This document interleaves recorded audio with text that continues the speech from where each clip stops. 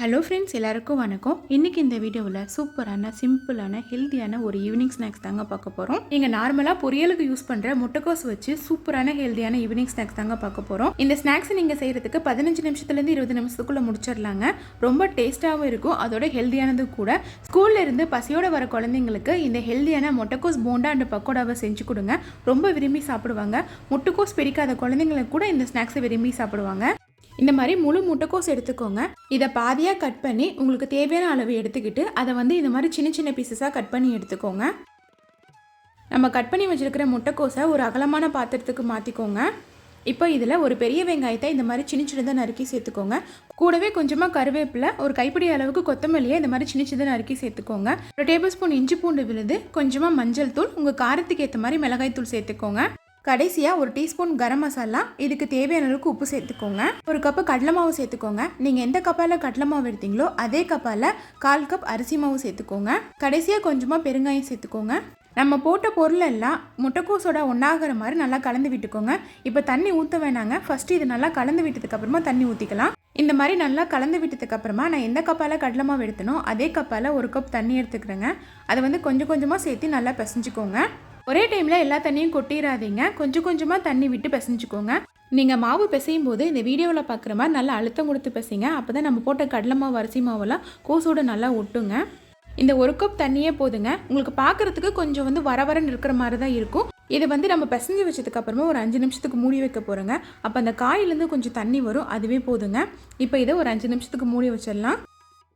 இப்போ ஒரு 5 நிமிஷம் ஆயிடுச்சுங்க. பாருங்கள், காயிலேருந்து கொஞ்சம் தண்ணி விட்டுருக்கு. நம்ம மூடி வைக்கிறதுக்கு முன்னாடி கொஞ்சம் வரவரன்னு இருந்த மாதிரி இருந்தது. இப்போ பாருங்கள், போண்டா மாவு பதத்துக்கு வந்துருச்சு பாருங்கள். இதை ஒரு டைம் நல்லா கலந்து விட்டுக்கோங்க. இந்த மாதிரி கலந்து விட்டதுக்கப்புறமா இதுலேருந்து கொஞ்சம் மாவு எடுத்து உருண்டை பிடிச்சிக்கோங்க. இன்றைக்கி நான் 2 விதமாக செய்ய போகிறேன். ஒன்று போண்டா மாதிரி செய்ய போகிறேன், இன்னொன்று பக்கோடா மாதிரி செய்ய போகிறேன். ரெண்டுமே டேஸ்ட் சூப்பராக இருக்குங்க. இந்த மாதிரி உருண்டைகளாக போடும்போது உருண்டையை மீடியம் சைஸில் உருட்டிக்கோங்க. அப்போ தான் உள்ளே நல்லா வெந்து வரும். வெளியே மொறுமொறுன்னு உள்ளே சாஃப்டாக வெந்திருக்குங்க.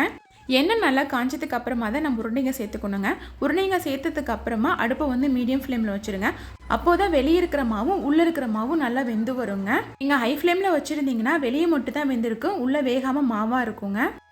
பாருங்கள், ஒரு பக்கம் நல்லா வெந்து வந்துடுச்சு, பபுள்ஸும் கொஞ்சம் அடங்கிருச்சு. இப்போ இதை இன்னொரு பக்கம் திருப்பி போட்டுக்கோங்க.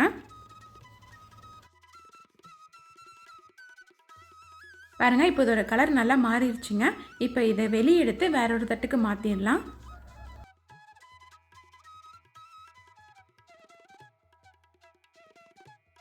இப்போ அதே மாவுலேயே பக்கோடா டைப்பில் போடலாம் வாங்க. இதுக்கு ஷேப்பெல்லாம் தேவையில்லைங்க. கொஞ்சமாக மாவு எடுத்து கொஞ்சம் உதிரி உதிரியாக போட்டுருங்க.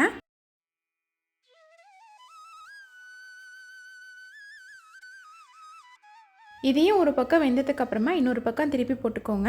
நீங்கள் பெரியவங்களுக்கு கொடுக்குற மாதிரியா இருந்தால் அந்த போண்டா டைப்பில் போட்டு கொடுத்துருங்க. உங்கள் வீட்டில் குட்டீஸ் இருந்தாங்கன்னா அவங்களுக்கு இந்த மாதிரி பக்கோடா டைப்பில் போடுங்க, ரொம்ப விரும்பி சாப்பிடுவாங்க.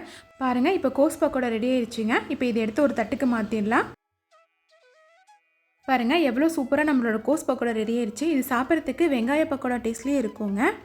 இப்போ இதுலேருந்து ஒரு பீஸ் எடுத்து ஓப்பன் பண்ணி காட்டுறேன் பாருங்கள். வெளியே முறுமுறுன்னு உள்ளே சாஃப்டான சூப்பரான கோஸ் பக்கோடா ரெடி ஆயிடுச்சுங்க. இதை அப்படியே சாப்பிட்லாம், இல்லைன்னா தேங்காய் சட்னி, அப்படி இல்லைன்னா சாஸ் கூட தொட்டு சாப்பிட ரொம்ப சூப்பராக இருக்குங்க. பாருங்கள், இப்போ நம்மளோட போண்டாவையும் நான் ஓப்பன் பண்ணி காட்டுறேன். வெளியே முறுமுறுன்னு உள்ளே சூப்பராக வெந்து வந்திருக்கு பாருங்கள். உங்களுக்கு இந்த வீடியோ பிடிச்சிருந்ததுன்னா மறக்காமல் இந்த வீடியோக்கு ஒரு லைக்கும், அப்படியே என்னோட சேனலை சப்ஸ்கிரைப் பண்ணிக்கோங்க. இந்த கோஸ் பக்கோடா அண்ட் போண்டா செஞ்சு பார்த்துட்டு எப்படி இருக்குன்னு மறக்காமல் கமெண்ட் பண்ணுங்கள். தேங்க்ஸ் ஃபார் வாட்சிங்.